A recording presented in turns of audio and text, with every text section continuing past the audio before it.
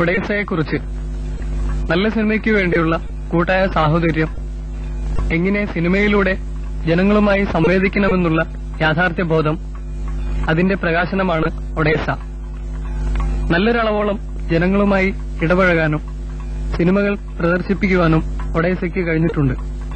നിലനിൽക്കുന്ന സാമൂഹ്യ സാഹചര്യത്തിൽ യാഥാർത്ഥ്യത്തെ സെല്ലുലോയിഡിന്റെ വെറുമൊരു സ്വപ്നം മാത്രമാക്കി പ്രതികരിക്കാനുള്ള ബോധത്തിൽ നിന്നകറ്റി സാമ്പത്തികവും സാംസ്കാരികവും രാഷ്ട്രീയവുമായ ഒരു ചൂഷണോപാധി എന്ന നിലയിലാണ് ഏറെ സിനിമകളും ഇന്ന് ഉപയോഗിക്കപ്പെടുന്നത്.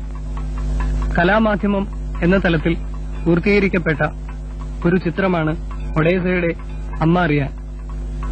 നല്ല സിനിമകളുടെ പ്രദർശനങ്ങളിലൂടെ സംഭരിച്ച കലാ ആസ്വാദനത്തിന്റെ വികസിതവും അഗാധവുമായ സാഹോദര്യത്തിന്റെ പ്രകടിത രൂപമാണിത്.